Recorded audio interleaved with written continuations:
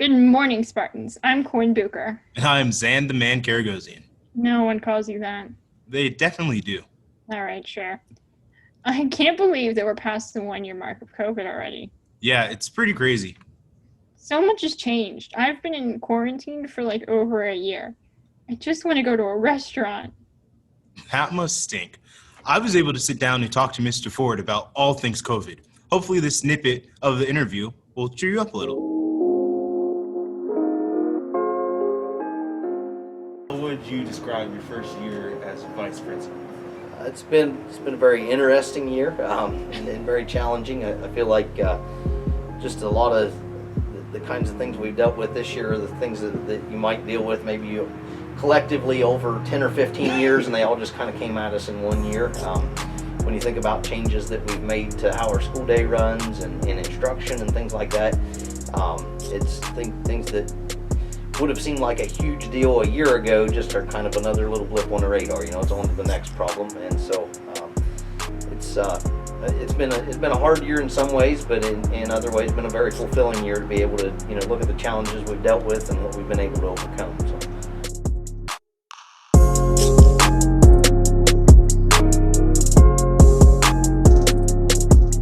I really appreciated being able to sit down and talk to Mr. Ford about our community and how they've been able to deal with COVID over this past year. If you want to see the entire interview, check out the Alexander Broadcasting YouTube channel. Yeah, it definitely seems like we're doing a good job with our precautions. We definitely have. Quinn, we are in the thick of the March Madness season. Yeah, I had OSU and Gonzaga in the championship game. I'm not doing too great. Well, I had our student body sit down and see if they could name the March Madness teams. Hello everyone and welcome to Buzzfeed. I'm going to be doing one of these exciting quizzes.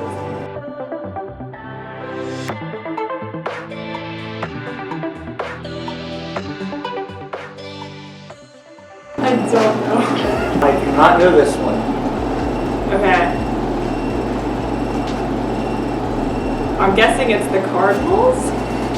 Omaha? University of Omaha? I don't know. Alright, I know this one is the Creighton Blue Jays. I don't really know where they're located, but unfortunately they beat OU, so I'm not too big of a fan, but it's alright.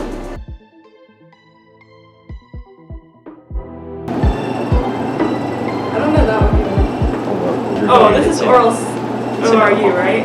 Oral Roberts University? I do not know this one. Alright, then we got Oral Roberts. They took down Big Bad OSU in the first round, so gotta be pretty good. I also don't know that one. Do not know this one. Spokane, Washington, Bulldogs. I don't know. Got the Gonzaga Bulldogs. I know that these guys are located in California. I always thought they were located on the East Coast, but nope, they're in California. I don't know the name of the city, but I guess we'll find out. Oh, I was wrong. They were located in Spokane, Washington. Shoot, I'm not as good as I thought I was.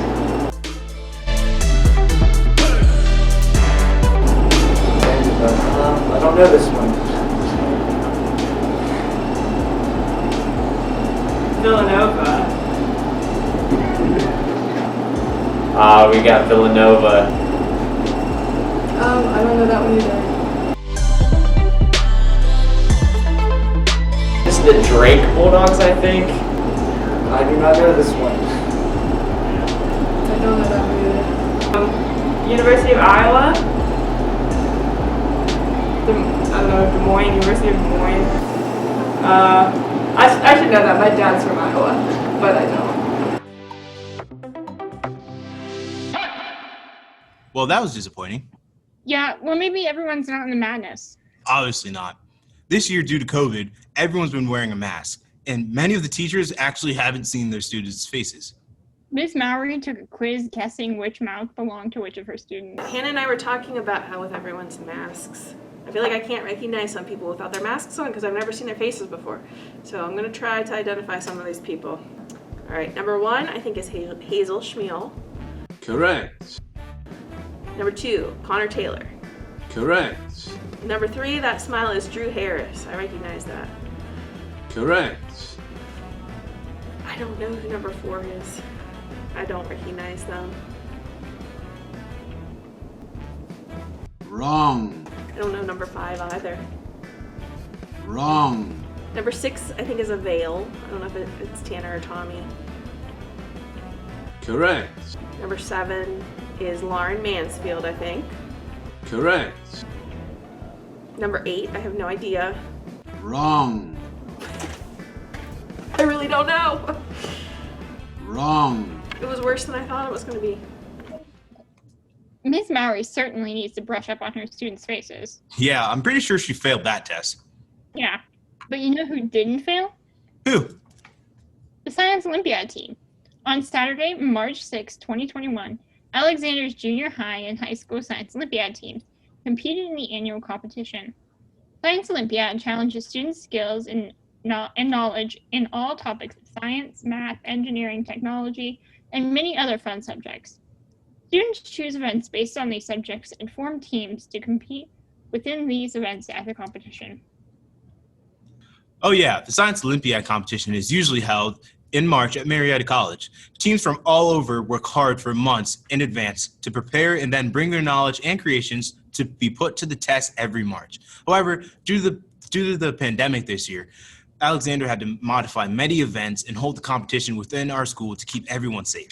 Even though COVID-19 affected Science Olympiad practices and competitions, our advisors worked hard to make it happen and make it fun for the students.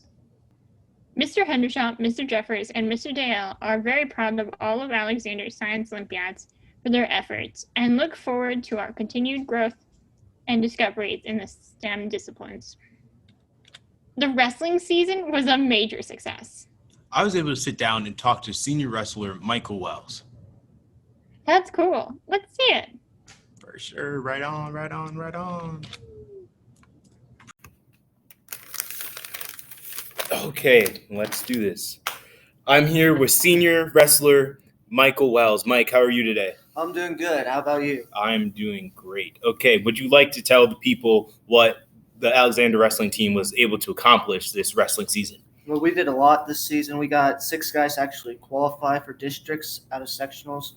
And then we took 2 alternates with us, which is now the school record for the most people we have ever taken to districts.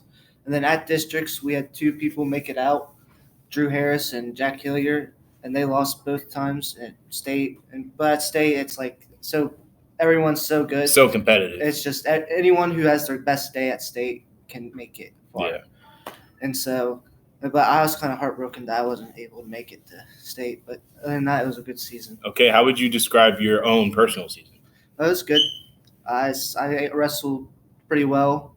It's mostly because Coach Cooper like helped us pick a few moves that we could really get good at, and I won the most I've ever won, and I made it to the farthest I've ever made it. But yeah, it was overall pretty good. Yeah. Okay, what will you miss the most about wrestling?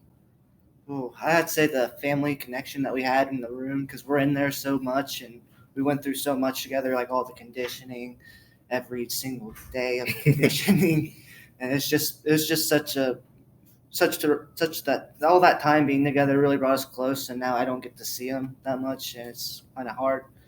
Yeah. And I won't probably see them for a long time. Okay, last question. Is there anyone you'd like to thank for your wrestling career? I'd like to thank Coach Coop for dumbing things down and slowing things down, helping me slow things down in the wrestling match. And I'd like to thank my parents for taking me when I couldn't drive. And then I'd like to thank Drew Harris for being my wrestling partner for his 2 years that he wrestled. Okay, well, thank you for your time. Thank you. Sorry. Pretty impressive. Yeah, but it's sort of sad that the wrestling season is over.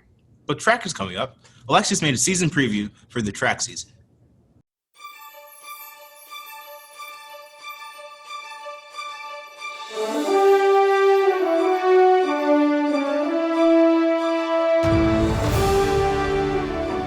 How does it feel being the head coach?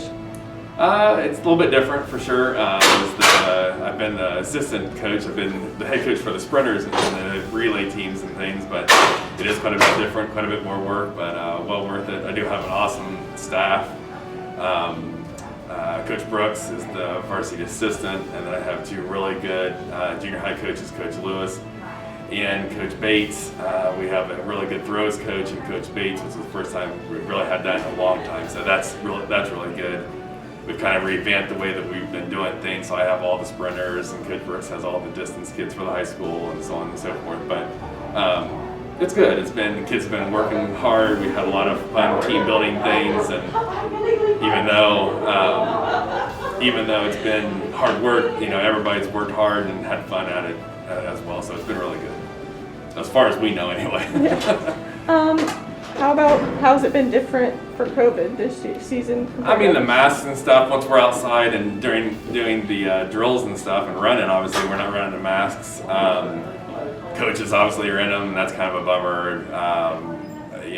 The good thing with this so far is that we have a season. Last year we didn't have a season at all. We got cut short right after spring break. So that's definitely good. That was a bummer last year for sure. We definitely had some kids that could have done some different things last year, but I mean that's just the nature of the beast, and that's what happened. So, but looking forward to this year. I think the relay teams, the boys relay teams, sprints should be pretty decent.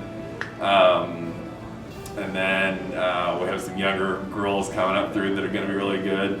Unfortunately, we're a little low on high school girl sprinters, but the distance, I haven't seen all that much with them because I haven't been with them much at all. But everybody's working hard, so that's all we can ask for. And for this coming season, who should we watch out for? People that we think are going to do great. Logan Jenkins is a definite standout for the boy sprinters, for sure. And distance, it's unfair for me to say mid-distance. I would think Miss Queen is going to be a person in there. Mr. Wallace, for sure, I think is somebody to look for. And I'm sure there's others that I'm missing that they'll get on me in practice. But just in general, I mean, we should have a strong boys sprint team, and then we're kind of lacking on the boys distance, and then it's kind of the opposite. We should have a decently strong girls distance team, but not so strong just in numbers as far as the girl sprinters. Amora should do well, but we'll just you just never know. Just never know. Thank you. It looks like we've reached the conclusion of our episode. It seems we have. I guess it's until next time, good pal. And goodbye, Spartans. And stay safe.